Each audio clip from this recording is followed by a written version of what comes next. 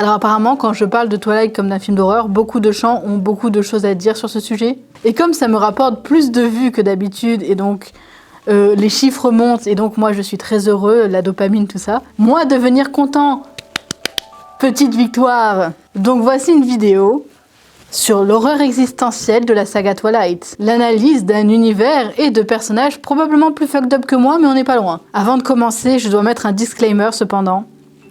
Je n'aime pas Twilight. J'étais à l'âge parfait quand Twilight est sorti. J'étais une collégienne et j'étais fan de monstres.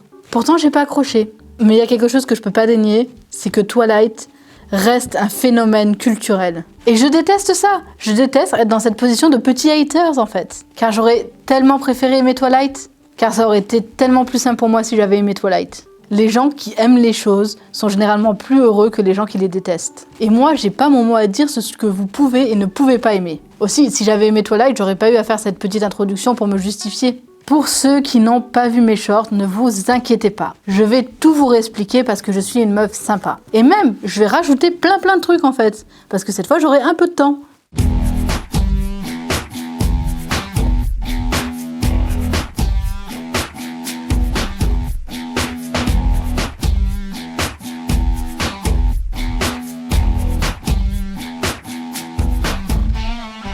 Je voulais parler de l'horreur existentielle de Twilight à travers les personnages, parce que c'est des personnages qui portent une histoire. Donc, par extension, c'est des personnages qui affrontent les horreurs. Aussi, je vais parler de tous les personnages dans Twilight, parce que sinon, cette vidéo déjà trop longue durerait beaucoup trop longtemps pour YouTube. Et j'ai choisi de me centrer sur des personnages pour qui ce point de vue d'horreur est intéressant. Et je vais commencer par les personnages secondaires, et ranger ça dans des petites catégories, parce que j'aime bien les petites catégories.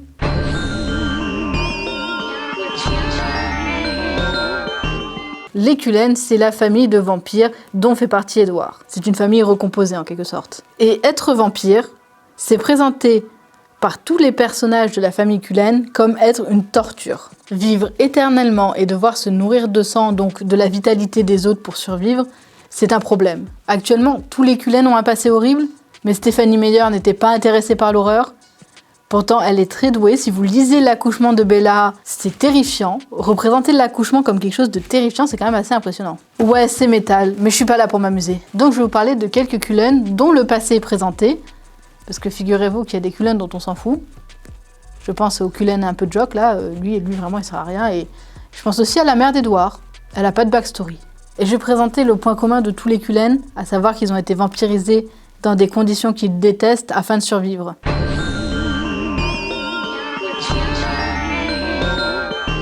Carl Sile, c'est le père des vampires. On ne sait pas comment il a été vampirisé, mais on sait qu'il aime pas être un vampire. Bonjour, je laisse de la post-production ici, comme vous pouvez le voir, je suis en train de travailler sur le court-métrage. J'ai découvert le passé de Carl Sile justement en faisant des recherches secondaires, et je pense que c'est assez intéressant pour que je l'inclue dans la vidéo. Carl Sile est le fils d'un tueur de vampires, d'un chasseur de vampires, de sorcières et de loups-garous. Il hérite du travail de son père, puisque c'est ce qu'il faisait dans les années 1600, qui est de tuer du coup des vampires, et il trouve un vrai groupe de vampires dans les égouts de Londres, essaye de les tuer et se fait vampiriser à ce moment-là. Et au départ, il essaye de se tuer en tant que vampire, parce que on lui a dit toute sa vie que les vampires c'était des êtres immondes. Du coup, il a assimilé l'idée qu'il allait être immonde, et en fait, alors qu'il était affamé pour du sang, il s'est nourri sur un groupe de cerfs et a constaté qu'il pouvait être vampire sans tuer des gens. Voilà, c'était la backstory de Carl Sile. En fait, Carl Sile est persuadé qu'il est condamné pour l'éternité à errer sur Terre, et que même s'il venait à mourir, même s'il venait à être tué, il irait directement en enfer en fait. Il irait jamais au paradis. Il est catholique et en fait, pour lui, la nature vampirique, c'est équivalent à être un démon.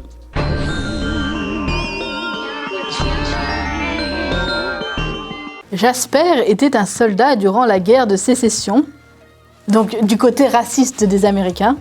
Ça doit lui faire super bizarre maintenant, non? Genre, est-ce qu'il vote Trump, vous croyez? Bref, Jasper se voit envoûté par une vampire qui cherche à fonder une armée pour agrandir son territoire. Du coup, quand elle rencontre Jasper, elle voit pas une personne, elle voit un potentiel énorme puisqu'il s'agit d'un soldat de la guerre de sécession et que c'est un très bon stratège. Cette vampire, du coup, le manipule bien, le pousse à tuer tous ses camarades.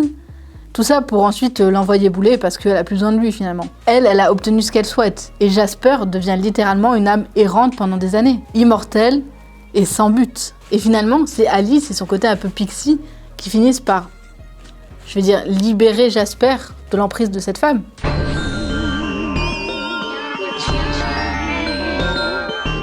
Et puis on a Rosalie, qui se montre très claire à ce sujet. Devenir vampire, ça n'a pas été son choix, c'est pas ce qu'elle voulait, et elle déteste ça. Et elle le dit littéralement à Bella durant la saga. Ne viens surtout pas me parler de ta joie de devenir un nouveau-né. Rosalie, c'est une vieille femme, genre elle vient des années 1800 ou 1900. Elle s'est fiancée à un gars qui, un soir ivre, décide de l'emmener voir ses potes qui la violent, en gang. Genre, regardez cette expression subtile sur le visage. Je suis un violeur alcoolique, je vais passer un bon moment. Puis, comme le viol en gang ne suffisait pas, ils l'ont battue jusqu'à qu'ils croyaient qu'elle était morte. C'est le docteur Cullen qui, la retrouvant quasiment morte sous un pont, la vampirise afin de la sauver. Rosalie, n'ayant plus rien à perdre, décide d'aller tuer son ancien fiancé dans la robe de mariée qu'elle devait porter. Et depuis cette expérience, Rosalie reste aigrie.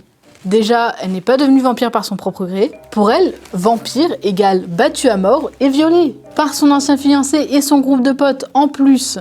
Rosalie déteste être vampire également parce qu'elle voulait une vie relativement normale, c'est-à-dire avoir un fiancé et avoir des enfants et finir sa vie. Bon, je précise que l'adoption est légale dans 190 pays sur 193, mais passons. Le truc, c'est que A, les vampires sont stériles, donc ils ne peuvent pas avoir d'enfants. B, les vampires ça meurt pas.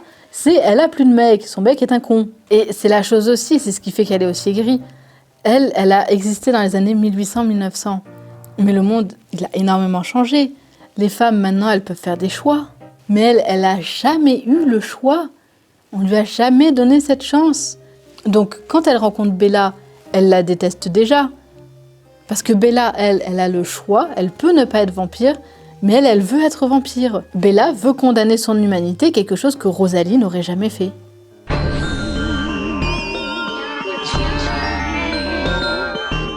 Vous n'avez pas idée d'à quel point les loups dans la saga Twilight sont problématiques. Alors certes, ils ne deviennent pas d'immondes créatures la nuit, ils se transforment plus ou moins quand ils veulent. Certes, ils gardent souvent leur conscience quand ils sont loups, ce qui est plutôt pratique. Et ils se souviennent de ce qu'ils ont fait quand ils étaient sous forme loup. Mais toute l'horreur qu'il y a autour des loups dans Twilight viennent d'un seul truc. C'est une notion et ça s'appelle l'imprégnation. Alors oui, déjà le terme est dégueulasse. Ça a pas l'air ouf, genre on dirait qu'on te pisse dessus quoi.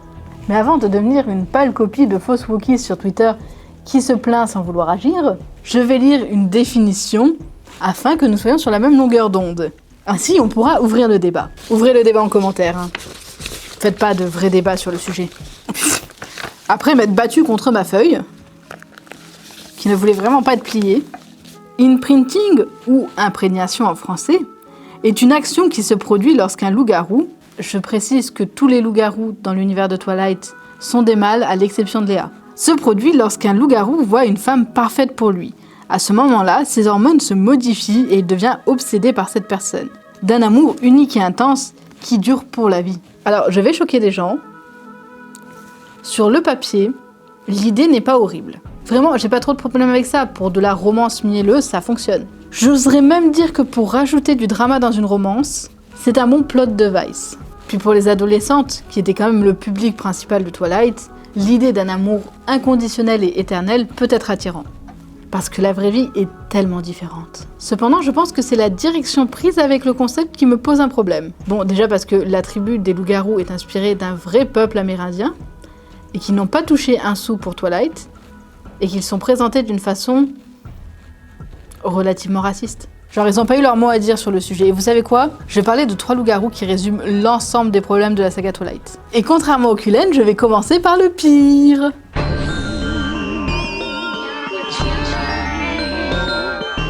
On n'entend pas parler de Quill dans les films, du moins pas beaucoup. Il fait partie de la meute de Jacob après que Jacob se soit séparé de la meute de Sam avec Léa et lui justement. Et dans le film, il est vraiment là juste pour être un bon toutou qui aide Jacob et Bella. Dans le livre, il n'y a pas que Jacob qui imprègne un enfant, mais aussi Quill.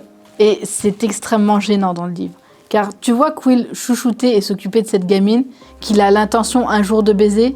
Vous ne comprenez pas à quel point mon sang bout. Déjà parce que ce comportement est représenté par le biais de la vraie tribu des Kilotes. je prononce probablement mal, et aussi parce que Jacob défend complètement ce comportement de prédation, en justifiant ça en mode « oui, mais t'inquiète, il se mettra pas avec elle tant qu'elle est pas adulte ». Et bon, alors, il y a un mot pour ça, ça s'appelle le grooming. Et ce qui me trigger particulièrement par rapport à ça, c'est qu'on peut clairement lire dans le bouquin que Stephanie Meyer a essayé d'écrire un enfant. Alors, je vais vous lire en anglais un extrait, parce que la version française a réellement essayé d'atténuer l'horreur. Je pense qu'en anglais, ça se lit beaucoup plus pire en fait. Alors je m'excuse à l'avance pour l'accent anglais. Pity walk! Claire screamed when he didn't offer her another choice. She smacked him off the head with her little fist. Sorry Claire Beer, about this pretty purple one. Je cringe. J'ai même pas lu un extrait d'1 minute que mon cou est en train d'essayer de rentrer dans mes épaules. Je cringe très beaucoup. Petite, où sont tes parents? Et je répète, Jacob justifie ce comportement en disant « Basiquement, il va rien faire avant 18 ans ». Mais cette situation, ça retire à Claire la possibilité de faire des choix. Et si elle rencontre un autre garçon au lycée qui lui plaît, plutôt que de se mettre avec un mec qui fait 40 piges, genre, tu sais, c'est normal d'avoir des crushs dans la vie. Et si elle déménage, il se passe quoi? Merde, et même si, genre, elle découvre qu'elle aime pas les hommes, il y a plus de choix. Elle a pas le choix. Et Jacob le dit, oui, mais ils seront comme Emily et Sam, qui sont des gens très très heureux. Oui, enfin, ils seront heureux comme Emily et Sam. Mais ça, c'est sans compter... Léa.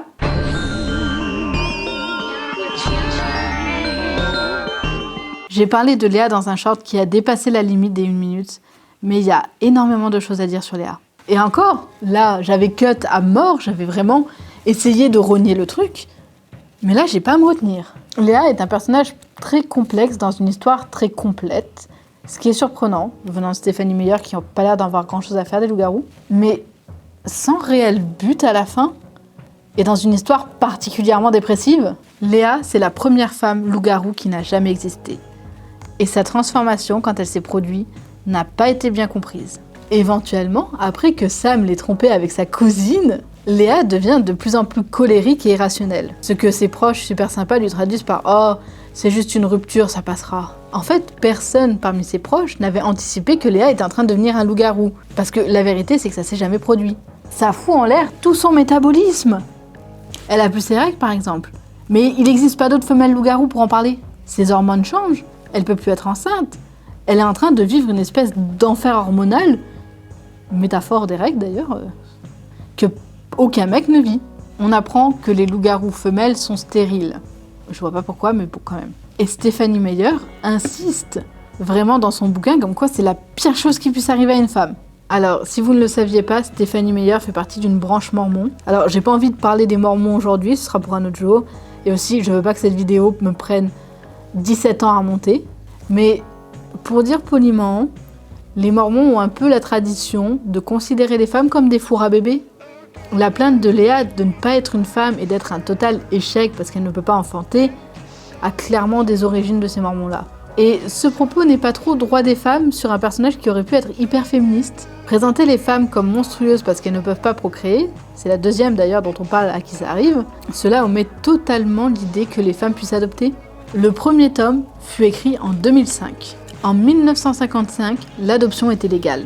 C'était il y a 50 ans. Genre, elle doit savoir que c'est possible.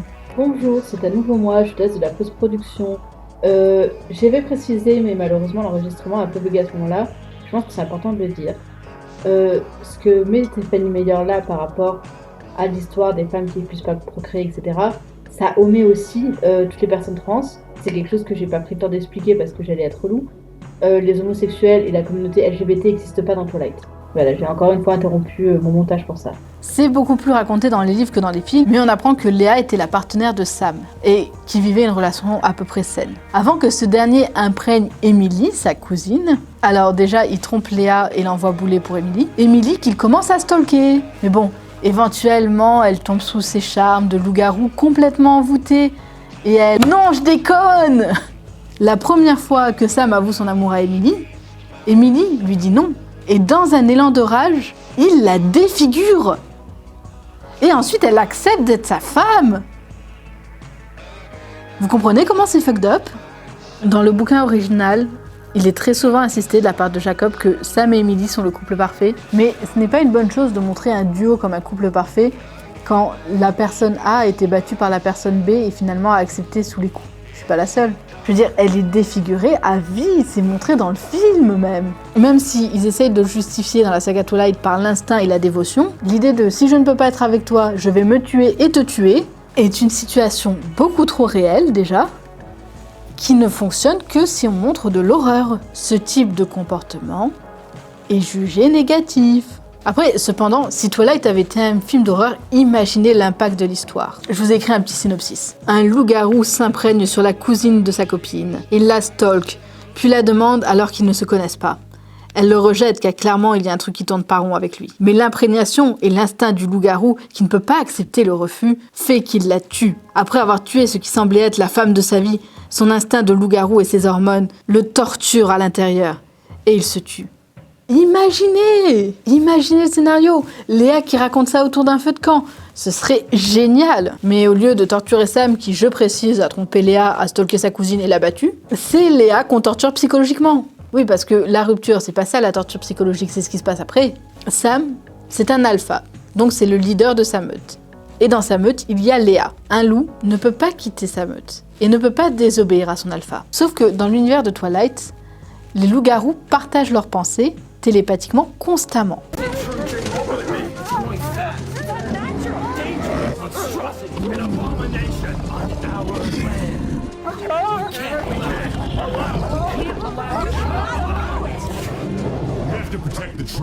Ce qui signifie que Sam partage tout le temps avec sa meute son amour incongru pour Emily, son adoration, les souvenirs qu'ils ont ensemble, notamment probablement quand ils couchent ensemble. L'addition du fait que ses hormones modifient complètement son organisme de manière négative et des pensées constantes de Sam sur sa cousine, ça la met dans un sale mood. Du coup, les autres loups-garous, qui kiffent pas trop ça, ont tendance à la laisser seule avec ses émotions négatives. Ça inclut son meilleur pote Jacob et son frère Seth, qui trouve que c'est juste une grognasse. Elle n'est même pas autorisée à penser à ses soucis féminins et à ses hormones fuckées quand elle est sous la forme de loup. Parce que les autres mecs sont troublés par les problèmes féminins. Bien heureux pour nous, elle finit le livre après plusieurs années de torture, notamment lorsque son pote Jacob forme sa propre meute. Et une fois la situation Renesmee finie, parce que c'est la naissance de Renesmee qui fait qu'il a réussi à se séparer de la meute de Sam, Léa supplie littéralement Jacob de rester dans sa meute et de ne pas retourner dans sa situation toxique avec Sam. D'ailleurs, Jacob remarque qu'une fois que Léa a quitté la meute de Sam, elle a l'air d'être dans un bien meilleur mood. Je me demande pourquoi. Et que au fond, c'est pas une personne mauvaise. D'ailleurs, durant toute l'aventure Renesmee, Sam tente quand même d'attendrir Léa et de la faire revenir dans sa meute en utilisant les surnoms qu'il utilisait quand ils étaient en couple. Je veux dire, elle comprend vite que c'est une manipulation de sa part, mais c'est quand même un gros coup de pute. C'est à ce moment-là que j'ai pas compris la décision de Stephenie Meyer de ne pas avoir fait de Sam un antagoniste. Et le pire, c'est que dans cette histoire, Léa est probablement un des personnages avec lequel tu auras le plus de compassion dans le bouquin, et elle a pas vraiment de conclusion satisfaisante. Elle souffre pendant 4 bouquins, elle s'émancipe au bout du dernier, et puis plus rien. Yeah, girl power, wouh!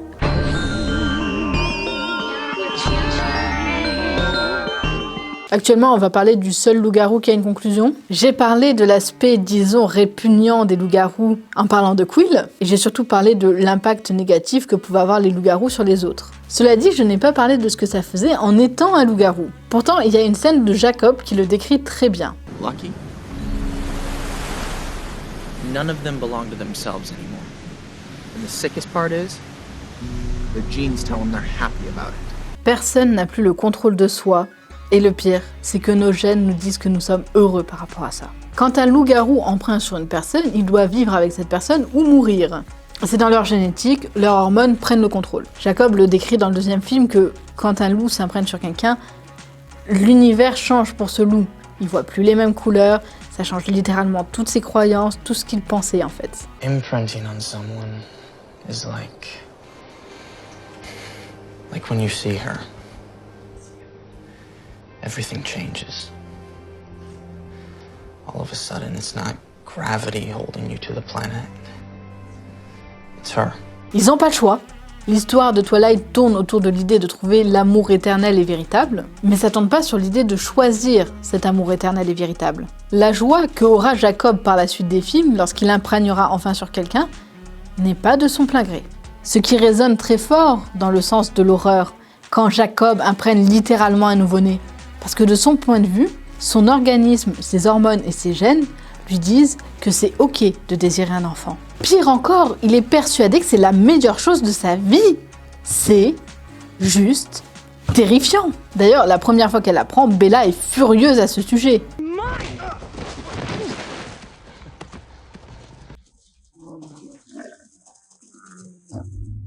It's fine, Leah. You're gonna stay away from her. You know I can't do that. Stop her everything. It's fine. She's amazing, right?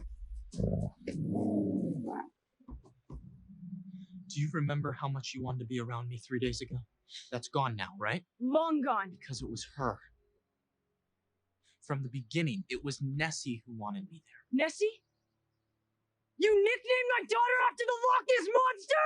Genre littéralement, j'avais l'espoir que tout le monde allait être d'accord, que tout le monde allait en vouloir à Jacob et dire non, c'est de la pédoprédation là en fait. Sauf que non!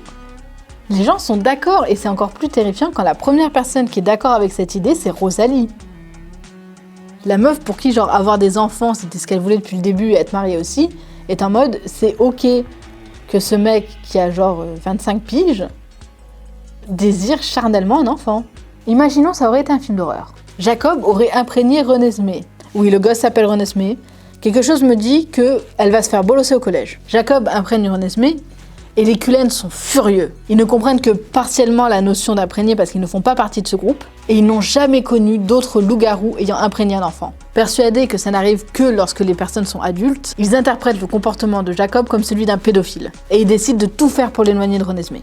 Jacob est séparé de Renesmee et il commet l'impensable. Si je ne peux pas me débarrasser de l'imprégnation dans l'univers de Twilight, j'aimerais mais je pense que je ne pourrai pas. Au moins je peux en faire un outil horrifique. Car bouquin, 1, 2, 3.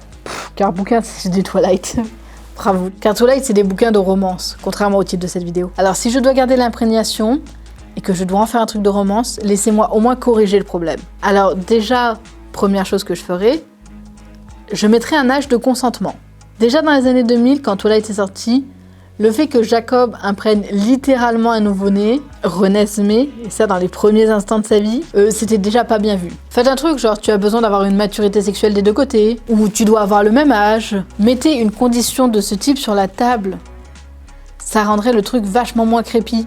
Ensuite, je ferai en sorte que ce soit pas immédiat. Je sais que Stéphanie Meyer imite l'idée du coup de foudre avec ça. Vraiment, c'est Marié au premier regard, produit par M6 avec en réalisation Stéphanie Meyer. Mais si vous voulez mon avis, c'est une mauvaise idée. L'amour, ça prend du temps à se développer. Parfois, tu rencontres quelqu'un que tu trouves charmant, mais il y a un truc qui manque. Ou alors, tu découvres que cette personne a un fond horrible, même si elle était charmante en surface. Par exemple, on pourrait imaginer un loup-garou qui s'est pas encore imprégné de quelqu'un, qui pense que c'est la bonne personne, mais il découvre que, par exemple, cette personne est raciste. Vu que c'est une tribu, ça peut marcher.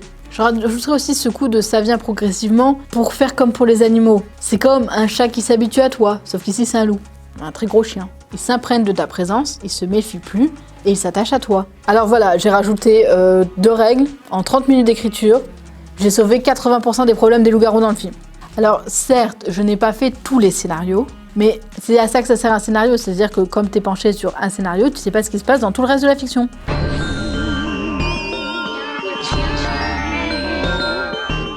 Laissez-moi vous demander, qu'est-ce qui vous terrifie ? Et cette peur terrifiante, comment affecte-t-elle votre vision de l'horreur ? Laissez-moi vous donner un exemple, mon paternel, il a peur des zombies. Les zombies, c'est les monstres qui affectent le plus émotionnellement mon père. Et du coup, quand il veut regarder un truc qui lui fait un minimum peur, il regarde un film de zombies. Mon père n'est pas un scientifique de haut niveau, c'est pas un génie mécanique, c'est pas un politicien non plus. Il est boucher. Donc son boulot, c'est de regarder de la viande en gros plan. Du coup, je lui ai demandé, papa, pourquoi c'est les zombies les monstres qui te font le plus peur ? Et sa réponse m'a fait réfléchir. J'ai peur des zombies car ils ne décident plus, ils ne pensent plus, ils n'ont plus d'émotions. Ils sont condamnés à ramper sur Terre et à chercher à tuer désespérément ce qu'ils étaient avant pour survivre, sans penser aux conséquences. C'est vrai que l'aspect monstre d'Halloween est souvent moqué dans Twilight. Ah, les vampires y brillent. Ah, les loups-garous, c'est clairement des gros chiens. Genre ça, c'est la bataille finale. Actuellement, la bataille finale pue la dèche. Regardez ce gros plan ici, genre... Faites pas un gros plan quand vous avez pas figurant, en fait. Et vous devez vous arrêter et vous demander pourquoi je parle de zombies alors qu'on parle de Twilight. En fait, il y a un point commun avec les zombies et notre protagoniste Bella, c'est qu'aucun des deux n'a le choix. Les choses sont tracées et fixées dans le marbre pour eux. Et ce manque de choix et de décision de sa part a un lien avec Edward. Quand on parle de vampires, on pense au fait qu'ils meurent quand on leur plante un pieu dans le cœur, qu'ils craignent la lumière du jour, qu'ils boivent du sang. Mais ce que montre Twilight des vampires, c'est une narration qui ne ressort pas très souvent finalement. Les vampires sont incroyablement attirants pour les humains. C'est pour ça que les vampires dans Twilight, ils font pas peur. Ils sont censés être attirants, voire irrésistibles pour les humains, et le film essaye de retraduire ça.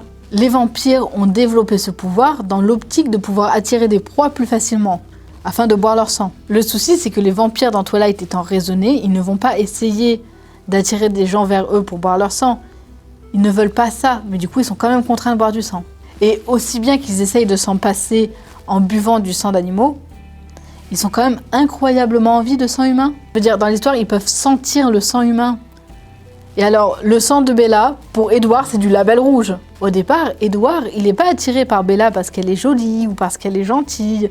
Non, il voit Bella comme un putain de jambon. Littéralement, il la regarde et il veut la manger.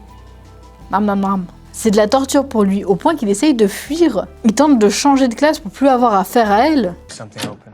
Physics, No, biochem. every class is full. Just a minute, dear. I'm afraid you'll have to stay in biology. Edward doit tout faire pour affronter son désir de Bella, dans un sens non sexuellement parlant, parce qu'il lui fout la grosse dalle d'une manière qu'il ne contrôle plus. Ce qui correspond à moi maintenant.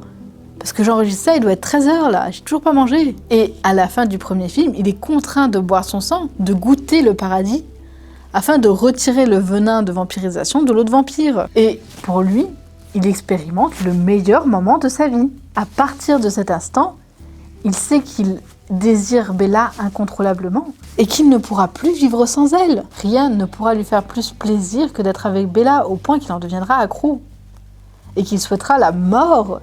Bella est inconditionnellement attirée par quelqu'un qui est accro à elle, et Bella prend la décision d'être avec Edward dès le premier film. Et elle lui dit qu'elle veut être vampire dès le premier film. Et à aucun moment, elle ne change d'avis ou elle ne retourne en arrière. Ce détail-là, ça change énormément des autres romances. Et ça change incroyablement des romances standards où c'est un triangle amoureux où soit deux hommes se battent pour une femme, soit deux femmes se battent pour un homme, où ça parle quasiment que de désir presque charnel. En mode, je sais pas si je dois être avec Rodrigo, le gentil garçon, ou avec Santiago, le bad boy. Et on peut s'attendre, en regardant Twilight, que ce soit Jacob versus Edward. Mais non, Jacob, c'est un bouche-trou du début à la fin. C'est vrai, les gens et le marketing a souvent interprété Twilight comme Jacob versus Edward, Team Jacob ou Team Edward. There is Edward, we love you, you're the best. No, Jacob's the best.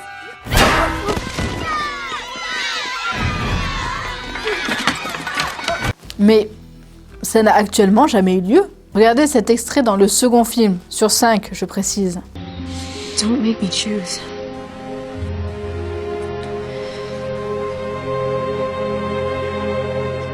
Because it'll be him. It's always been him. En fait, dans tous les films, Bella est présentée à un choix qui n'est pas réel. Elle pense prendre une décision en voulant être avec Edward et obtenir ce qu'elle veut. Mais actuellement, c'est la narrative qui veut ça. Elle est condamnée à être heureuse. Elle veut Edward et elle finira avec Edward. Et même qu'ils se marieront ensemble. Elle veut être un vampire, elle le deviendra. Et ça, malgré le fait que les Cullen ne sont pas forcément d'accord et qu'il y a un traité entre les loups-garous et les vampires qui interdisent les vampires de tourner une humaine en vampire. Et ça aussi, ça disparaît plus ou moins en fait. Say, Jacob, say. Elle veut se taper Edward parce qu'il est tellement sexy, t'as vu? Mais il refuse car elle est humaine et qu'il va lui ravager le vulve. Mais ça se produit et elle a kiffé la vibe, t'as vu? Elle veut un enfant d'Edward alors que les vampires sont stériles. Alors pile poil, ils ont couché une fois ensemble et il a été tellement performant qu'elle a un gosse. Et lui, il est vampire, mais en fait ça touche que les vampires femelles, le problème de stérilisation. Elle devient vampire et normalement son instinct est censé prendre le contrôle, elle est censée tout ravager. Et en fait elle s'en sort très bien dès le début, hein. Contrairement aux autres, Elle n'a aucun regret, elle obtient tout ce qu'elle veut. Sans effort. Elle fait que des mauvais choix en vrai. Je veux dire, elle se met régulièrement en danger pour avoir de l'attention. C'est elle qui fout la merde auprès de toute la famille Cullen, mais elle s'en sort heureuse à chaque fois. C'est presque immoral. Et je suis d'accord pour dire que cette relation est ultra toxique. Et je veux souligner quelque chose. Dans cette interprétation de Twilight, Bella est un antagoniste. Bella brise le status quo. Elle provoque des tensions auprès de la famille Cullen. Elle met tout le village de Fork en danger. Elle rompt le traité entre les loups-garous et les vampires. Elle fout la merde. Et si Bella n'était jamais revenue à Fork... Oui, Fork, la ville s'appelle Fourchette. Figurez-vous que c'est une vraie ville aux États-Unis. Si Bella était restée avec sa mère, le traité entre les loups-garous et les vampires n'aurait jamais été arrêté, jamais la meute de Sam se serait brisée, jamais les Cullen n'auraient été mis en danger par les Volturi. Bella manipule régulièrement Jacob, mais aussi Edward pour ses propres buts, mettant la vie de 2 hommes importants pour elle en danger, et ça, sans seconde pensée. Sans seconde question. Bella prend toutes ses décisions immédiatement et elle ne s'assoit jamais pour y repenser. Jamais anxieuse, jamais contrainte. Que je l'envie. Et jamais Bella ne se sent coupable. Et jamais la narration ne montre Bella comme quelqu'un de coupable. Et oui, je sais que cette vidéo va énerver des gens. Énervez-vous en commentaire, ça augmente l'algorithme. Mais si on peut analyser Twilight comme un film antiféministe, comme un film pro-life, comme un film pro-mormon, je pense qu'il y a aussi sa place pour se demander, Twilight n'est-il pas un film d'horreur autour de l'existence ?